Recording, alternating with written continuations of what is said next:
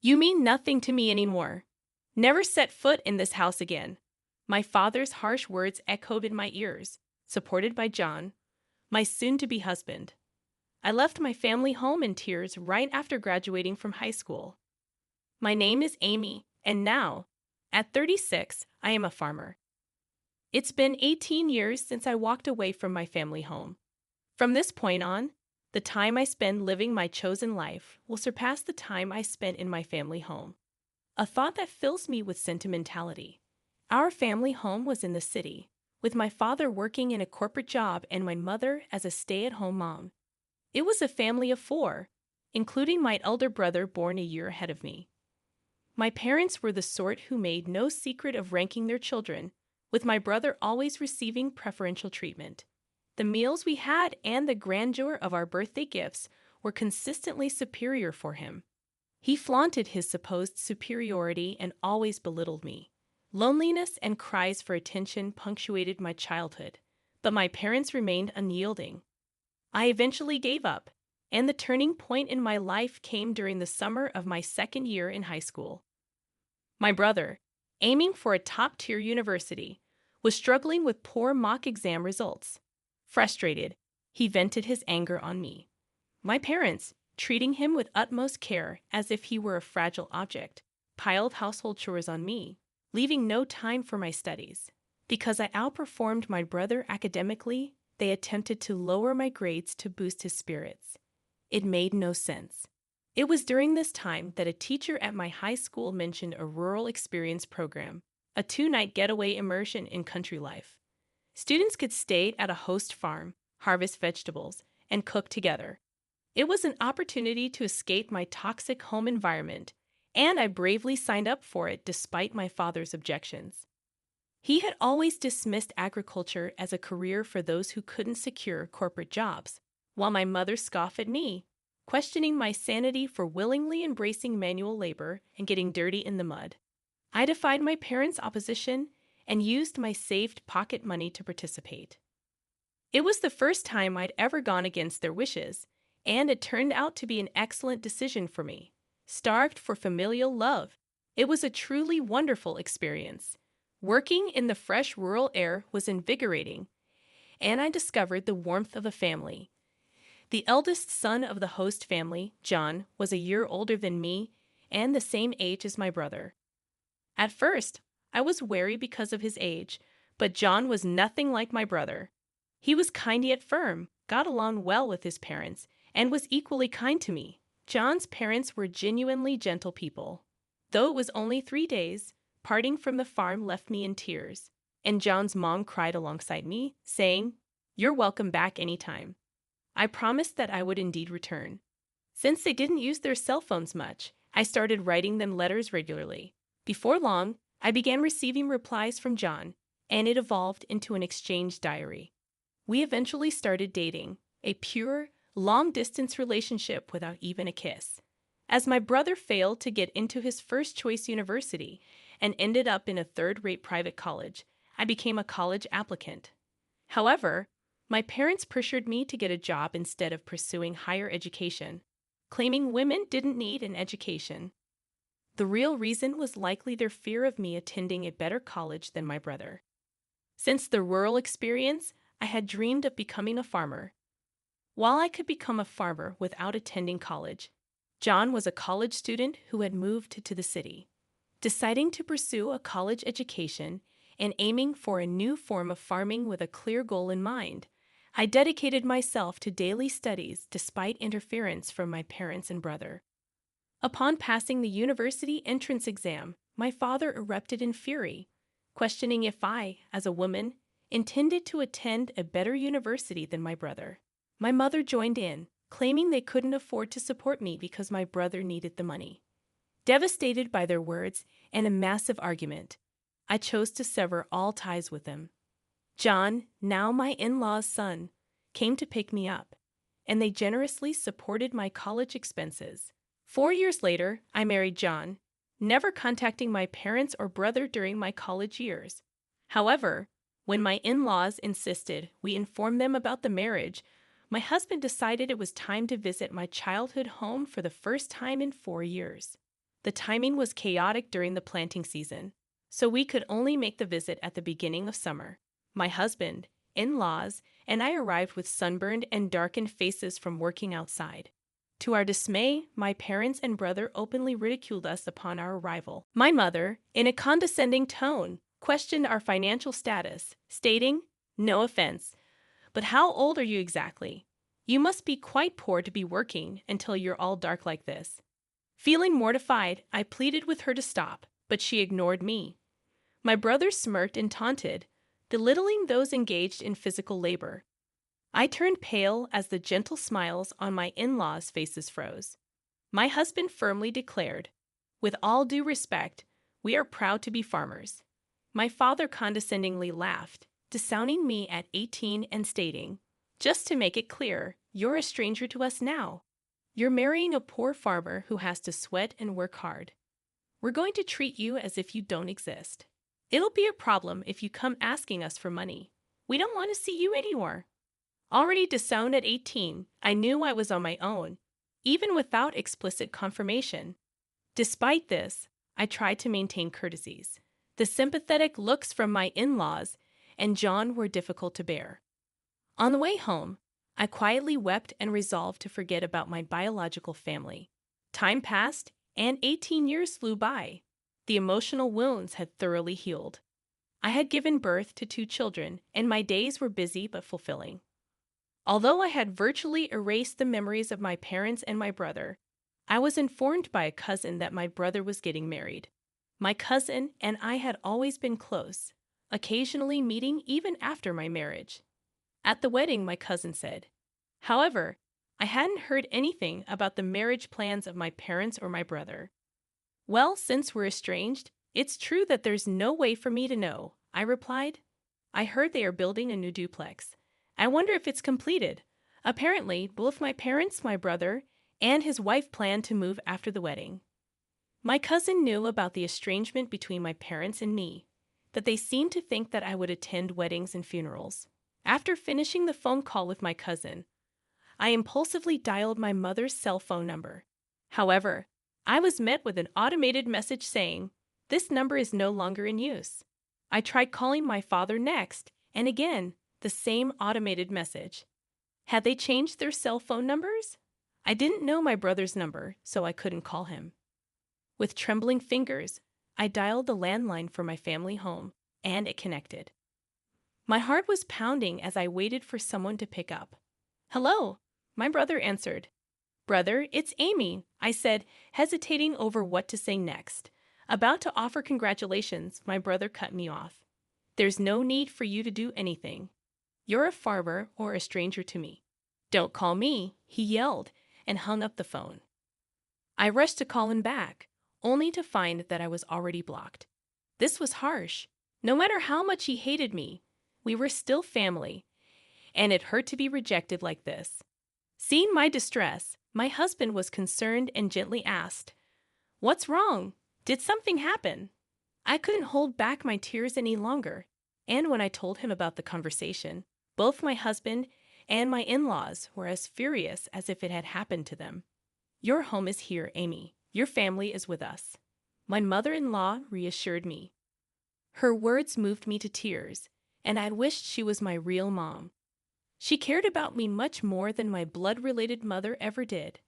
My father-in-law said, comforting me, "You're happy now. That's all that matters. No need to get hurt. The one who laughs is the winner," he added. My husband chimed in, saying, "Let's take them as a bad example and make sure we don't turn out like that, even for our children." Not knowing the situation, he hugged me tightly. "Thank you, everyone," I said, feeling warmth in my heart, realizing how happy I was now, even though I wasn't blessed with a supportive biological family. However, things took a drastic turn when my business was featured on national television. My in-laws, originally large-scale grain farmers in the American Midwest, who also grew a wide variety of vegetables and fruits, had a lot of produce that didn't meet the standards.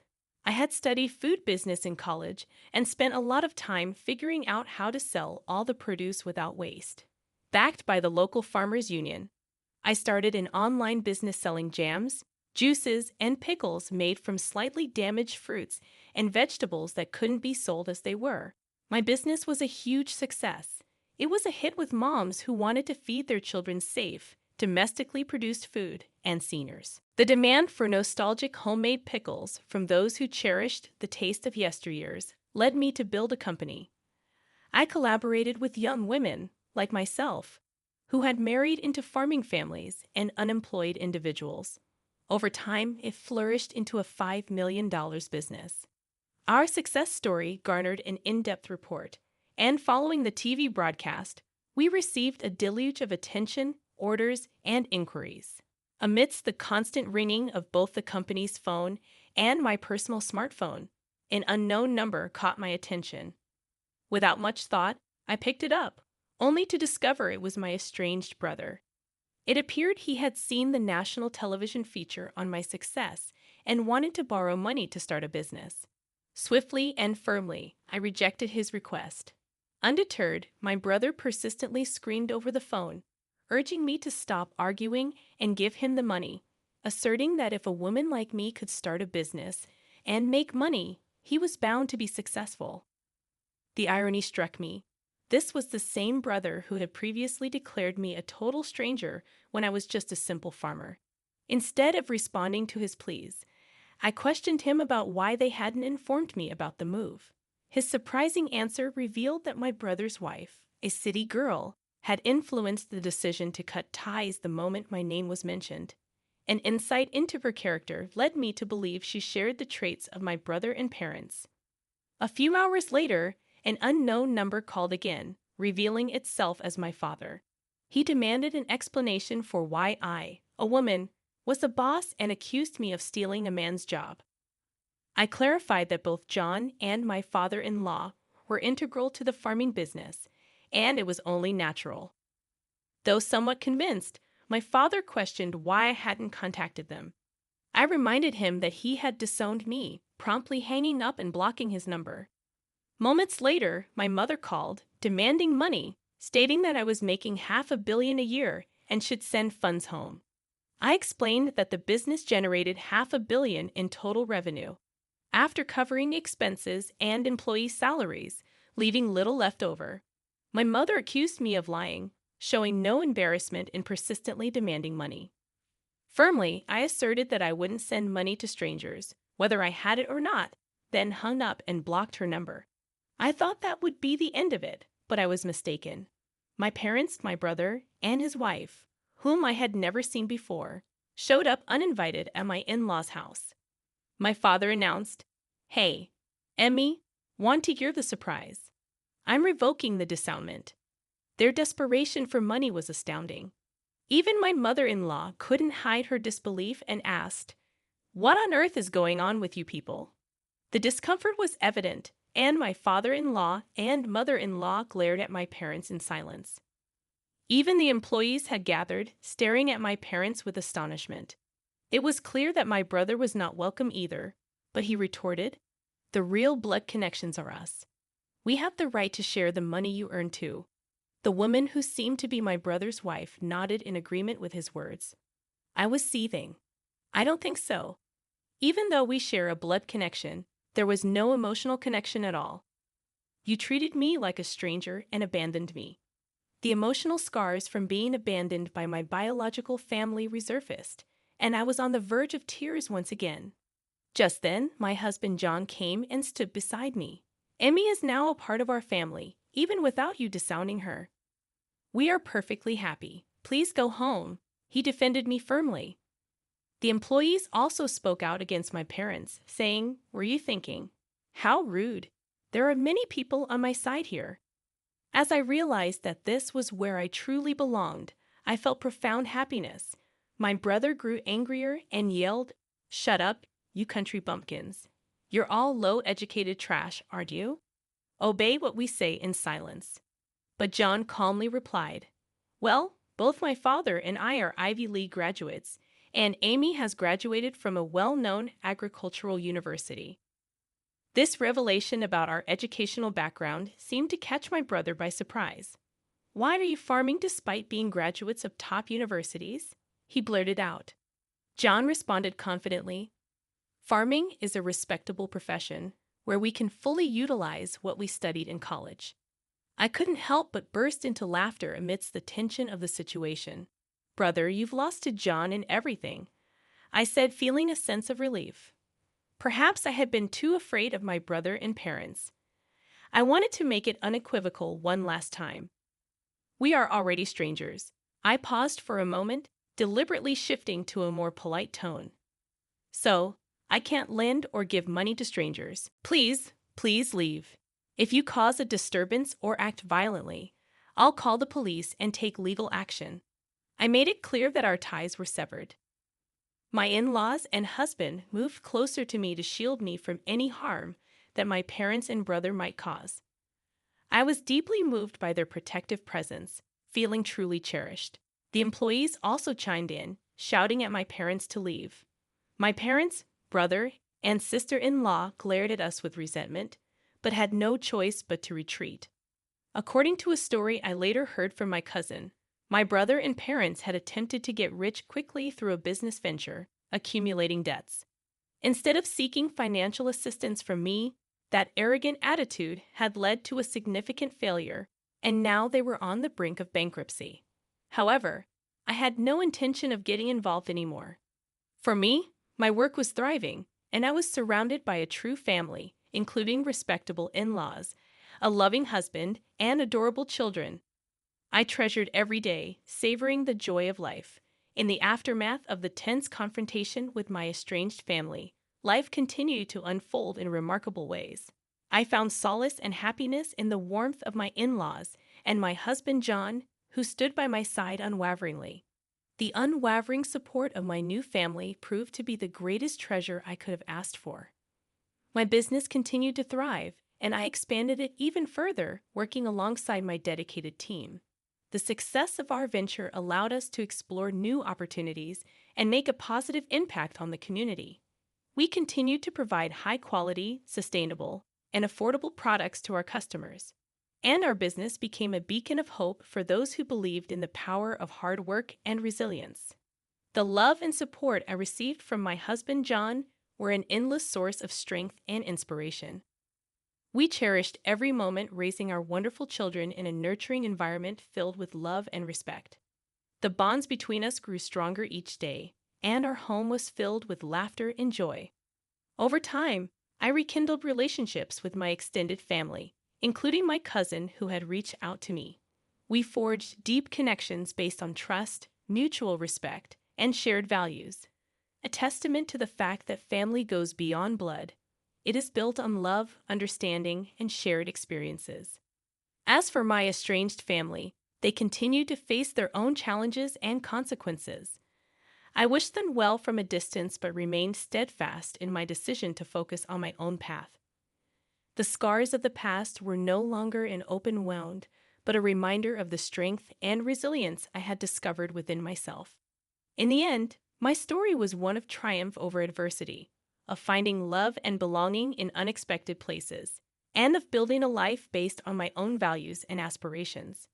It was a testament to the power of choice and the incredible capacity of the human spirit to endure and thrive in the face of challenges. With the passage of time, my business continued to flourish and evolved into a community-focused enterprise. We started supporting local farmers and artisans, expanding our product range to showcase the talents of our region.